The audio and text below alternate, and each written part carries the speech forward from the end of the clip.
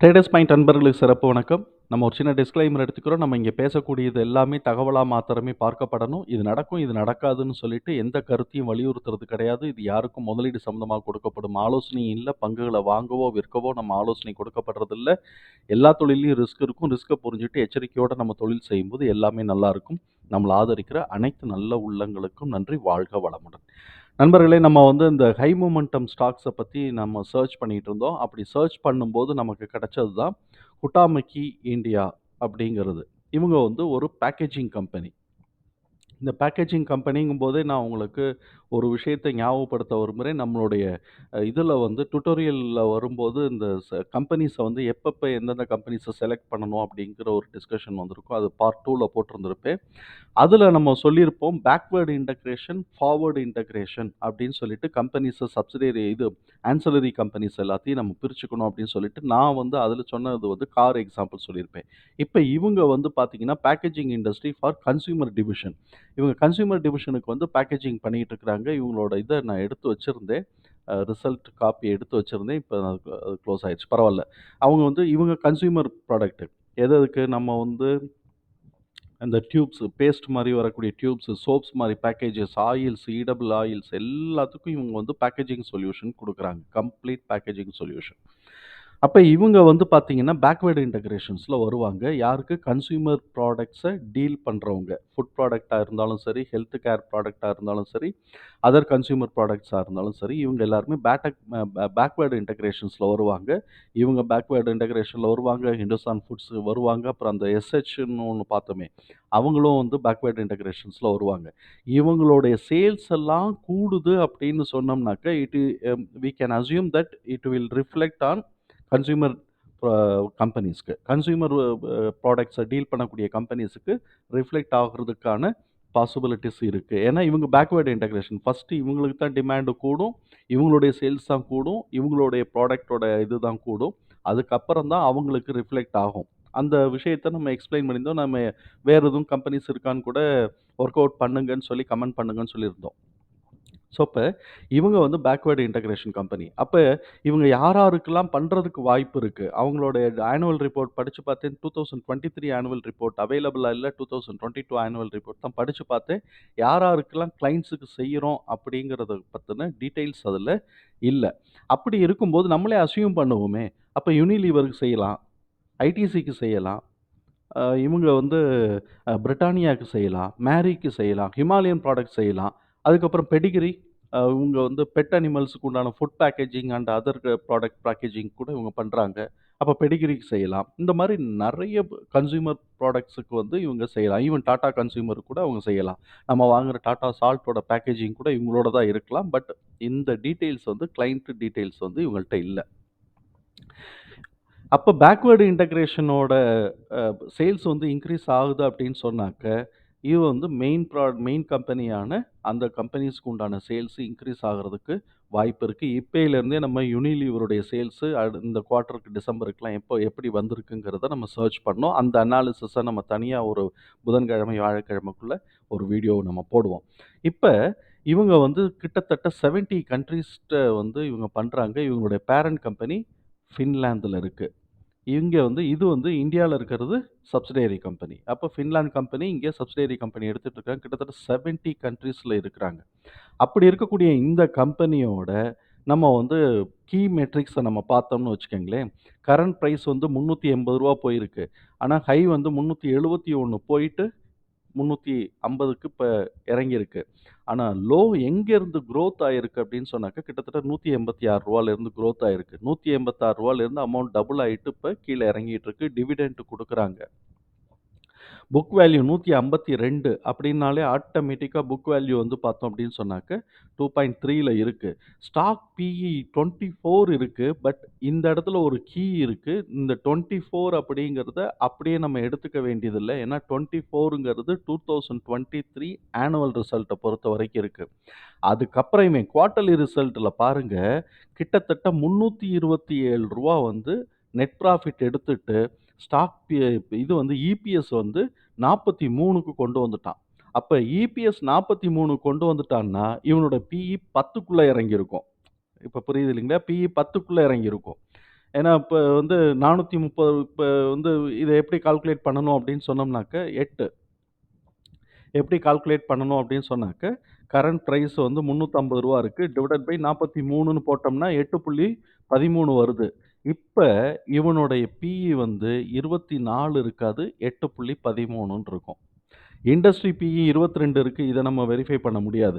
அதே மாரி ஆர்ஓஇ, ஆர்ஓசிஇலாம் பாருங்க எபோவ் 10% குடுத்துட்டு இருக்காங்க. ஃபேஸ் வேல்யூ ரூ. 2. Interest cover ratio 5.28. இதுவுமே நெறைய தான் இருக்கு. இப்ப லேட்டஸ்ட் பிஇ பார்த்தோம்னா 43ங்கிறத நம்ம இப்ப பார்த்தோம். நான் அதுக்காகத்தான் இந்த சந்தேகம் வந்தவுடனே தான் இதெல்லாம் ஆட் பண்ணேன். இல்லாட்டி இதுக்கு முன்னாடிலாம் அது இருக்காது. இப்ப கிரஹாம் நம்பர் பார்த்தோம்னா ரூ. 431 வருது. பிரைஸ் டூ கிரஹாம் பார்த்தோம்னா 0.8 தான் வந்திருக்கு. அதே மாரி ஹை பிரைஸ்க்கே 0.86 தான் வந்திருக்கு. நம்மளுடைய இன்ட்ரின்சிக் வேல்யூ 814 இருக்கு. இப்போ வந்து டிடிஎம் இன்ட்ரின்சிக் வேல்யூ பார்த்தோம் அப்படின்னு சொன்னா, அதுவும் ரூ. 814 இருக்கு.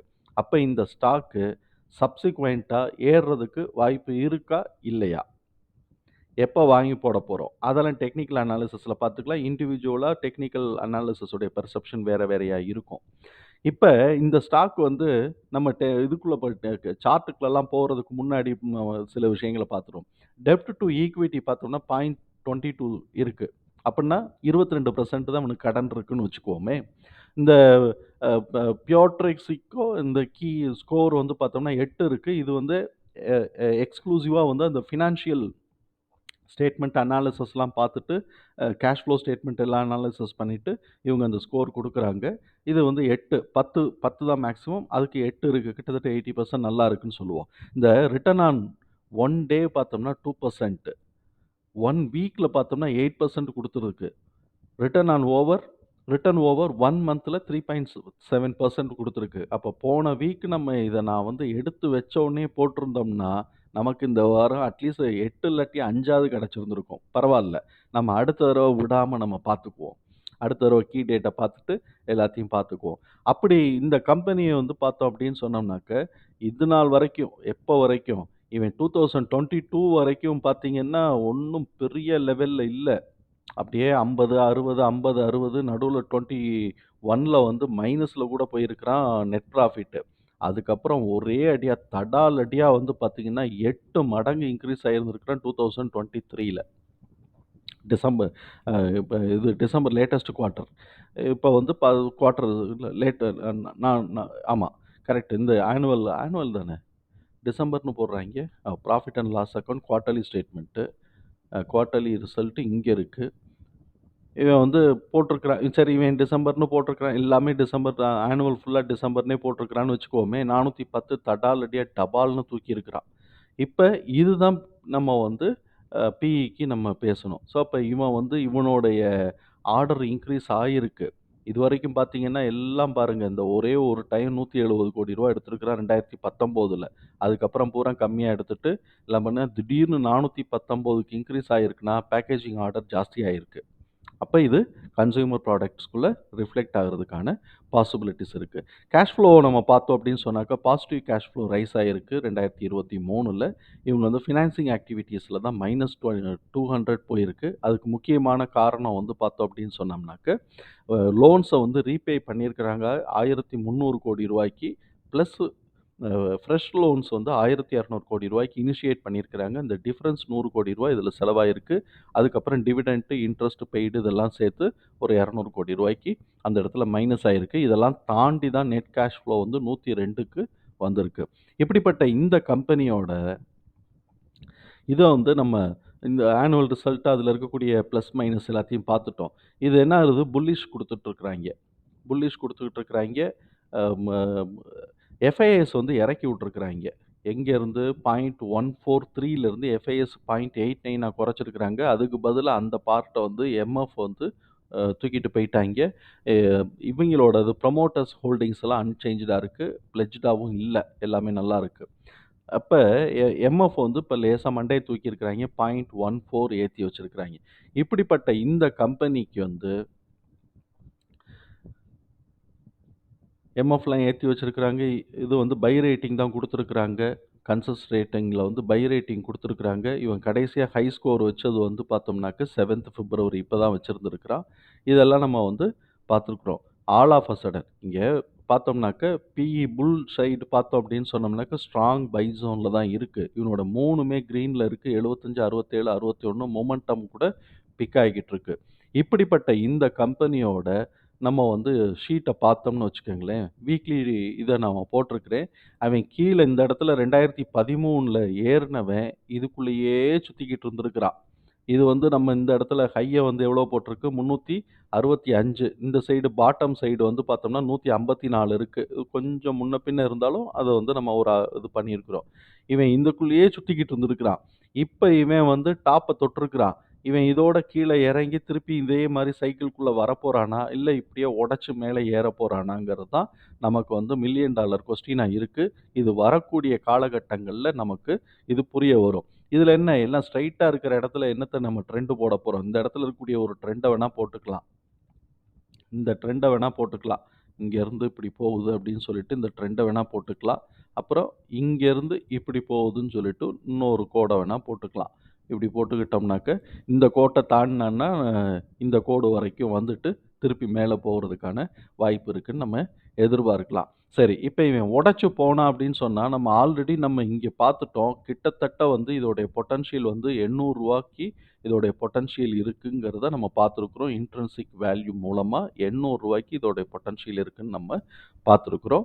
அ இது ஒரு இன்ட்ரின்சிக் வேல்யூல வச்சுக்கிட்டாலும் சரி, புக் வேல்யூல வந்து 150க்கு வந்து ஒரு 4, 3ன்னு போட்டா கூட ரூ. 450 அப்படின்னு நம்ம வச்சுக்கிட்டாலும் சரி, எப்படி நம்ம வச்சுக்கிட்டாலும் சரி, இது ஹையஸ்ட் பொட்டன்ஷியல். இப்ப இருக்கக்கூடிய இபிஎஸ்க்கு ஏத்த மாரி இது ஹையஸ்ட் பொட்டன்ஷியலா இருக்குன்னு நம்ம எடுத்துக்கிறோம். மேக்ஸிமம் மேக்ஸிமம் இது இருக்கு. இத தாண்டி போகலாம். நெறைய கம்பெனி இத தாண்டி போயிருக்கிறாய்ங்க. அப்படிப்பட்ட இந்த கம்பெனியோடது தான் இப்படி இருக்கு. இத நம்ம நல்லா தெரிஞ்சுக்குவோம். மனசுல வச்சுக்குவோம். இதோட பார்ட் வந்து நமக்கு வந்து நல்லா இண்டிகேட் ஆகுது. கன்சியூமர் டிவிஷனோட இறக்கம் வந்து இப்ப ஏறுறதுக்கான வாய்ப்புகள், டிமாண்ட் வந்து இன்கிரீஸ் ஆகுறதுக்கான வாய்ப்புகள் இருக்கு அப்படிங்கிறத நம்மளால புரிஞ்சுக்க முடியுது. சரி 1.618 என்ன சொல்லுதுன்னா, 472 சொல்லுது. அப்ப நம்ம இத வந்து புக் வேல்யூ வந்து 4 டைம்ஸ் போட்டோம்னாக்க, 400 ரூ. 450 ரூ. 460 வரும். 15 நாங்க 60 ரூ. 460 வரும். So 4 times. இது வந்து இதோடைய பொட்டன்ஷியல் இதா போட்டுக்கலாம். அத தாண்டி மேல போச்சு அப்படின்னு சொன்னாக்க, எவ்வளோ வேணாலும் மேல போயிட்டு போகுது. இப்போதைக்கு இதுதான் நமக்கு கணக்கு. 1.618 ஞாபகம் வச்சுக்குவோம். இது எல்லாமே கிட்டத்தட்ட 2013, 14, 14, 15லேருந்து இதே சைட்வேஸ்க்குள்ளேயே சுத்திக்கிட்டு இருக்கிறேன். 8 வருஷமா இந்த பிரைஸ் ரேஞ்சுக்குள்ளேயே சுத்திக்கிட்டு இருக்கிறான். அ அப்போ வந்து 350, 360ம் பாட்டம் சைடு வந்து 150. இந்த இதுக்குள்ளேயே ரூ. 200 ஏறி இறங்கி, ஏறி இறங்கி 8 வருஷமா சுத்திக்கிட்டு இருக்கிறான். உடைக்கவே இல்ல. இந்த வருஷமாவது உடைச்சான் அப்படின்னு சொன்னாக்க, இதுக்கு மேல இது போறதுக்கு நல்லாருக்கும். நம்மல்லாம் இங்கேயே வாங்கி போட்டிருந்திருக்கணும். 2023 மார்ச் இந்த இடத்துல அட்லீஸ்ட் இங்கேயாவது வாங்கி போட்டிருந்திருக்கணும். கிட்டத்தட்ட ஒரு ரூ. 250, ரூ. 260 ரேஞ்சுல. இங்கேயாவது வாங்கி போட்டிருந்தோம்னா நல்லா இருந்திருக்கும். இப்படிப்பட்ட இந்த கம்பெனி இது வந்து எப்போ வேணாலும் போட்டுக்கலாம். இப்ப இவன் என்ன பண்றதுக்கு வாய்ப்பு இருக்கு அப்படின்னு சொன்னா, 1 உடைச்சு மேல போனான்னா 1.68 போறதுக்கு வாய்ப்பு இருக்கு. அப்படி இல்ல அப்படின்னு சொன்னாக்க, இவன் இந்த கிரீன் வரைக்கும் இறங்கிட்டு, இந்த கிரீன்னாக்க 308 இல்லாட்டி இந்த பிவோட் பாயிண்ட்ட நான் கவர் பண்ணிட்டு அப்புறமா மேல ஏறுறேன்னு சொன்னான்னு வச்சுக்கங்களேன், மேல ஏறு அப்புறம் இங்க வந்து நமக்கு கிட்டத்தட்ட 270, 270 கிட்டக்க கிடைக்கிறதுக்கு வாய்ப்பு இருக்கு. அப்படி கிடைச்சதுன்னா ரொம்ப ரொம்ப சந்தோஷம். கீழ இங்க இப்போவாவது அத வாங்கி போட்டு மேல ஏறலான்னு சொல்லலாம். பட் இவன் போட்டிருக்கக்கூடிய ரிசல்ட்ட பார்த்தோம்னா, அப்படியெல்லாம் நமக்கு ஒண்ணும் தெரியல. இவன் இதோட திரும்புறானா, இல்லையாங்கிறத பார்ப்போம். மார்ச் மாசம் அடிக்கிறானா, இல்லாட்டி மார்ச் அடிக்கிறதுக்கு முன்னாடி ரூ. 470க்கு போயிட்டு அதுக்கப்புறமா நான் அட்ஜஸ்ட் ஆயிக்கிறேன். 1க்கு இங்க அட்ஜஸ்ட் ஆயிக்கிறேன். அப்புறமா திருப்பி ஏறிக்கிறேன்னு சொல்றானாங்கிறது நமக்கு புரியல. இது வரக்கூடிய காலகட்டங்கள்ல இத பார்க்கணும். ஆனா மனசுல கண்ணு வச்சுக்கங்க. 1 ஹவர்லயும் சைட்வேஸ்ல தான் இருக்கு. அப் ட்ரெண்ட்ல போயிட்டு, இப்ப இவன் லேசா கீழ இறங்கி எகைன் திருப்பி மண்டைய தூக்கிக்கிட்டு இருக்கிறான். என்ன நடக்குதுன்னு தெரியல. இந்த பிவோட் பாயிண்ட்ட உடைச்சுட்டு மண்டைய தூக்கிட்டு இருக்கிறான். இது ஆல்ரெடி புல் பேக் வச்சுட்டு ஒரே நாள்ல ஏறி இருக்கிறான். இப்ப இந்த மாரி 1 ஹவர்ல மேல ஏறுறதுக்கான முயற்சியில இருக்கிறான். இது நம்மள ஏமாத்துறதுக்காக இப்படி ஒரு புல் பேக் குடுத்துட்டு இந்த 0.75 வந்தோனே இந்த இதுக்கு மாத்திரம் ஒரு சின்னமா ஒரு ஃபிபனாசி போட்டோம்னு வச்சுக்கங்களேன். இதுக்கு மாத்திரம் ஒரு ஃபிபனாசி. இதுக்கு மாத்திரம் ஒரு ஃபிபனாசி போட்டோம்னா, எந்த இடத்துல நிக்குதுன்னு தெரிஞ்சு போயிரும் இந்த க்கு. இப்ப இவன் வந்து 618ல தான் 0.618ல தான் நிக்கிறான். இத உடைச்சான்னா மேல போறதுக்கு வாய்ப்பு இருக்கு. இல்லாட்டி கீழ இப்படி இறங்கிட்டு வர்றதுக்கு வாய்ப்பு இருக்கு. அநேகமா தகவல் வந்து பயனுள்ளதா இருக்கும்னு நம்புறேன். அப்படி நமக்கு பயனுள்ளதா இருந்ததுன்னா ரொம்ப ரொம்ப சந்தோஷம்.